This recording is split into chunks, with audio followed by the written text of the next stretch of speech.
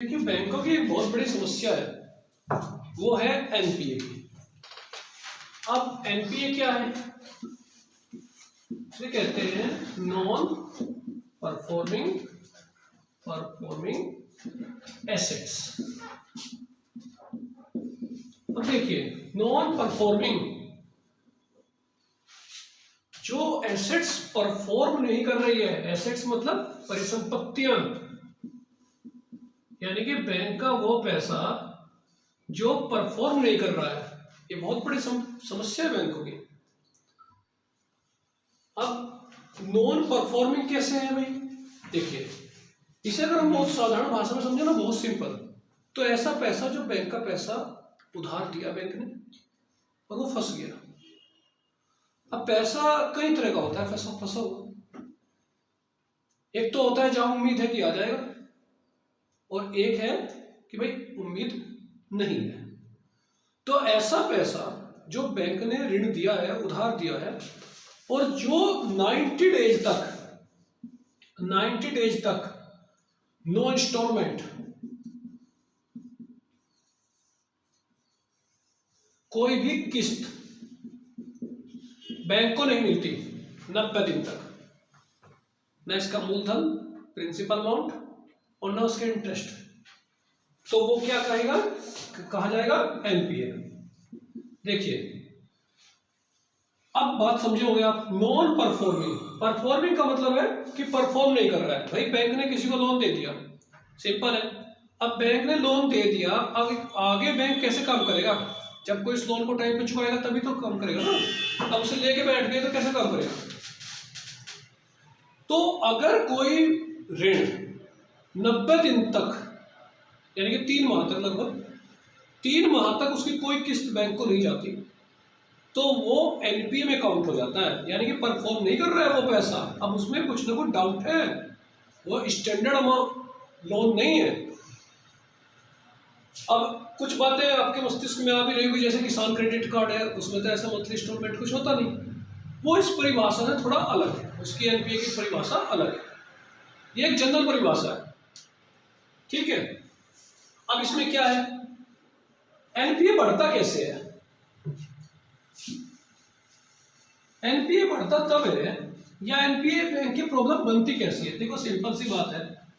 सबसे पहले तो है इसका भ्रष्टाचार। भाई एनपीए बढ़ा कैसे? बैंक का पैसा मर क्यों रहा है? आप ऐसे आदमी को दे रहे हैं जहां से पैसा नहीं आ रहा है, तो इसका मतलब गलत आदमी को पैसा दिया आपने। तो सबसे पहले तो भ्रष्टाचार, चाहे वो नेताओं की साठगांठ से है, क्योंकि गरीब आदमी, किसान आदमी लोन लेने जाता है तो बैंक वाले किस तरीके से कितनी फॉर्मेलिटीज पूरी कराते हैं, आप सबको पता है। लेकिन कई बार बहुत बड़े बड़े सुपर रिच लोग बैंकों से लोन लेते हैं, पूरे झूठे कागजात लगा देते हैं, और मैनेजर से साठगांठ करके नेताओं के प्रेशर से ऋण ले लेते हैं। तो सबसे बड़ा कारण जो है गलत आदमी को लोन देना, ठीक है। सबसे पहली बात तो इसमें यही है, ये सबसे बड़ा कारण है। दूसरा कारण इसका ये है कि कोई क्राइसिस आ जाता है किसी फैक्ट्री को, किसी उसको, तो उसके कारण लोन टूट जाता है, किस्त टूट जाती है लोगों की। तीसरी बात यह होती है कि वो फैक्ट्री या किसी मिसमैनेजमेंट हो गया या कुछ और हो गया उसके कारण। और साथ ही एक और भी है कि सही गिरवी, एक होता है ना मॉर्गेज रखवाना, गिरवी, इसे मॉर्गेज बोलते हैं। अगर बैंक इसमें कुछ गिरवी रखवा ले अपने पास, जैसा रखवाता है आमतौर से बैंक, तभी किसी को लोन देता है, तो तब भी उसका एनपीए थोड़ा सा कवर रहता है। क्योंकि अगर वो लोन नहीं देगा तो सीधी सी बात है, जो उसके पास गिरवी रखा गया है उससे वो सेल करके या किसी न किसी तरीके से उससे पैसा अपना लेगा। तो कई बार कुछ ऐसा भी लोन होता है जो कुछ भी गिरवी नहीं रखवाते, जैसे पर्सनल लोन नहीं देते, कई बार ऐसे लोन दे देते हैं और लोन लेके भाग जाता है आदमी। अब सब नहीं है, लेकिन बहुत सारे लोग हरकत करते हैं ना, कुछ लोग तो करते हैं ना हरकत ऐसी। तो जब कुछ लोग ऐसी हरकतें करते हैं, अगर गिरवी रखा ही नहीं है वहां पे कुछ, या बहुत कम रखा हुआ है, तो तब भी बैंक का पैसा डूबेगा। तो ये एनपीए को आप समझ गए कि ये सब कारण होते हैं, भ्रष्टाचार, उचित वस्तु गिरवी ना रखवाना, गलत आदमी को लोन दे देना, किसी कारण से नुकसान हो जाना। ऐसा भी होता है कई बार कि लोग मजबूरी में भी कई बार पैसा नहीं दे पाते। ये सब कारण है एनपीए का। अब एनपीए कितने प्रकार का होता है? देखिए, एक होता है सब स्टैंडर्ड एसेट्स। ये एनपीए की एक टाइप्स है। देखो, जो पैसा टाइम पे आ रहा है, टाइम पे उसका पेमेंट हो रहा है, सब कुछ टाइम पे चल रहा है, उसे बोलते हैं स्टैंडर्ड। उसे बोलते हैं स्टैंडर्ड। जिसकी किस्त टूट गई लेकिन उसके पैसे आने की उम्मीद है, 12 माह 12 मंथ के पहले दोबारा वो पैसा आना शुरू हो जाता है। 90 डेज तक टूटा लेकिन उसके बाद फिर आना शुरू हो गया, तो उसे कहते हैं सब स्टैंडर्ड। अर्थात बैंक का पैसा वापस आएगा, आने की संभावना है। ठीक है भाई, ये स्टैंडर्ड तो नहीं है। स्टैंडर्ड तो वो कहते हैं जिसपे बैंक को कभी कोई हेडेक ही नहीं होता, पैसा गया पैसा आया, वो तो स्टैंडर्ड अमाउंट होता है, स्टैंडर्ड एसेट्स होती है बैंकों की। लेकिन सब स्टैंडर्ड, जो पैसा गया, जो ऋण दिया बैंक ने, जिसे भी डेब्ट दिया, लोन दिया, उस लोन में जो टूट रही है किस्त, लेकिन 12 माह के अंदर अंदर ये संभावना है कि दोबारा वो अनुशासित हो जाता है, तो उसे कहते हैं सब स्टैंडर्ड। सेकंड आता है इसमें डाउटफुल एसेट्स। डाउटफुल, अब भाई इसके तो नाम से क्लियर है, डाउटफुल एसेट्स। तो डाउटफुल एसेट्स क्या है? सीधा सिंपल, जिस पर डाउट ही हो गया, यानी कि पैसा चला गया, ऋण दे दिया, डेब्ट चला गया, लेकिन पैसा आने की संभावना नहीं है, संभावना बहुत कम है। अभी नहीं में तो नहीं गया, लेकिन संभावना कम है पैसा ऋण वापस आने की। ठीक है भाई, संभावना कम, लेकिन हाँ फिर भी संभावना है, प्रयास किया जाता है पैसा आए। और तीसरा एक जो बहुत ही है, मतलब बहुत ही ऐसा माना जाता है कि भाई अब तो डेफिनेटली लॉस होना ही होगा, तो उसे बोलते हैं लॉस एसेट्स। यानी कि यहां पे पूरे तरीके से ये मान लिया जाता है कि भाई अब जो है ये मरा हुआ पैसा है, डेड है, अब पैसा बैंक किस तरीके से निकालेगा वो एक अलग विषय है, क्योंकि डिपेंड करता है कि वहां डॉक्यूमेंट कैसे लगे, डिपेंड करता है उस व्यक्ति ने गिरवी क्या रखा हुआ है, डिपेंड करता है कि उसमें भ्रष्टाचार है या ईमानदारी से लोन गया हुआ। लेकिन ऐसा ऋण जो अब आने की संभावना बिल्कुल नहीं, लॉस हो गया, एसेट्स हो गया, तो ऐसा पैसा। अब भाई देखो इसका नुकसान क्या होता है एनपीए का। देखिए, अगर बैंक का एनपीए बढ़ता है, सीधी सी बात है, बैंक का पैसा डेड हो रहा है, एनपीए बढ़ता है, यानी कि वो पैसा जो परफॉर्म नहीं कर रहा है। एक बात ध्यान रखिए, एनपीए में सारा पैसा वो नहीं होता, सारा ऋण वो नहीं होता जो पूरे तरीके से अभी डेड है ही। इसमें जब भी 3 टाइप बताए ना आपको, एक वो है जो किसी कारण से किस्त टूटी हुई है लेकिन रिकवर हो जाएगा। फिर उसमें ये भी होता है कि पैसा चला गया,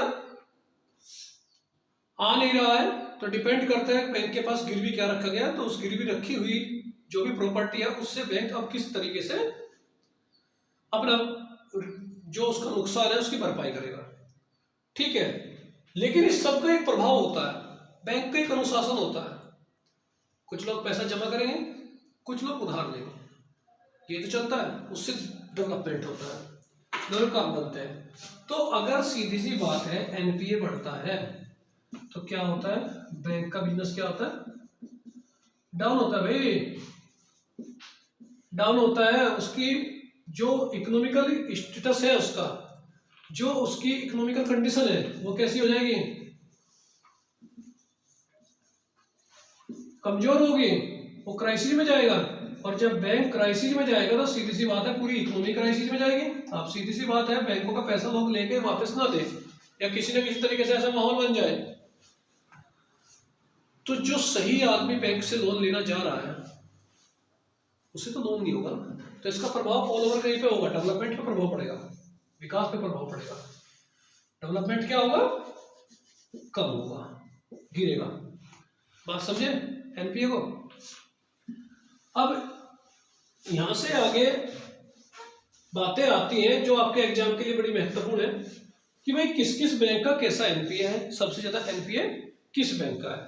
तो देखिए भाई, पहली तो बात यह है कि 2018 तक हमारे देश में एनपीए बहुत ऊंचा हुआ करता था बैंकों का, क्योंकि पिछली गवर्नमेंट भी ऐसी लापरवाह थी बहुत सारे मामलों में, काम करते थे लेकिन फिर भी कहीं ना कहीं चूक थी उनमें। तो 2018 में अगर टोटल बैंकों का एनपीए, मतलब टोटल बैंक्स एनपीए अगर आप देखेंगे तो लगभग 11.5% था, यानी कि 11.5% उसके लेन देन का पूरे तरीके से फंसा हुआ पैसा। तो इसमें कुछ आएगा कुछ नहीं आएगा, बात समझ रहे। लेकिन उसके बाद फिर बहुत सारा काम हुआ बैंकों में, अक्सर चर्चा भी करता हूँ आपको, मोदी जी के टाइम पे आने के बैंकों में बड़े सुधार हुए और कुछ अनुशासन भी बना, एक माहौल बदला। तो 2022 तक आते आते एनपीए 5.9% या 6% तक हो गया, काफी कवर कर लिया बैंकों ने। नहीं तो यहाँ पे स्थिति क्राइसिस आ गया था बैंकों को, उसका 11.5% पैसा डूबने के कगार पे पहुंच रहा था। अब बैंकों का एनपीए गिरकर कितना हुआ, ये इंपॉर्टेंट है, आता है एग्जाम में क्वेश्चन। 5.9 या 6% कह सकते हैं। एक क्वेश्चन और इंपॉर्टेंट है कि भाई किस बैंक का परसेंटेज में सबसे ज्यादा एनपीए है, यानी कि उसके जितना भी उसने लोन दिया है किसी को, तो एक आईडीबीआई बैंक है, इसका परसेंटेज ऑफ एनपीए सभी बैंकों में सबसे ज्यादा है। आपके एग्जाम में महत्वपूर्ण है कि सबसे ज्यादा बैंक किस बैंक का एनपीए है। तो भैया ये है 27.53%, कम नहीं है। किसी बैंक का एनपीए 27.5% रखा हुआ है तो बैंक की कंडीशन क्या होगी, समझ रहे हैं, क्राइसिस में है बैंक। ठीक है। अब दूसरा है इंडियन ओवरसीज बैंक का, ये परसेंटेज में बोल रहा हूं मैं, कारोबार में नहीं। तो इंडियन ओवरसीज बैंक जो है वो लगभग 11.62% है। ठीक है। अब एक क्वेश्चन हो जाता है यहां पे, ये तो था परसेंटेज में, टोटल किस बैंक का एनपीए सबसे ज्यादा है, टोटल किस बैंक का एनपीए सबसे ज्यादा है। तो भाई टोटल सबसे ज्यादा एनपीए है आपका,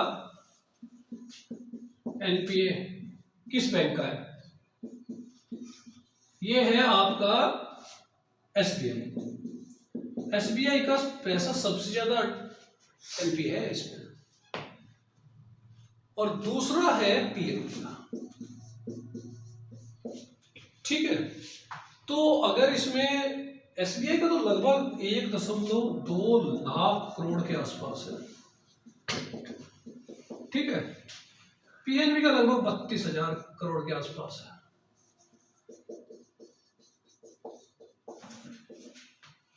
ये आपके एग्जाम के लिए महत्वपूर्ण है कि सबसे ज्यादा एनपीए, सबसे ज्यादा एनपीए। देखिए परसेंटेज में कहा आपको आईडीबीआई, मतलब इतना लेन देन है, इतना पैसा उसका फंसा हुआ है। यहाँ पे आ गया टोटल, तो टोटल एसबीआई बहुत बड़ा बैंक है, तो एसबीआई में क्या है, टोटल लगभग 1.25 लाख करोड़ के आसपास इसका एनपीए, 1.21 लाख करोड़ के आसपास इसका टोटल एनपीए सबसे ज्यादा एसबीआई का है। ठीक है।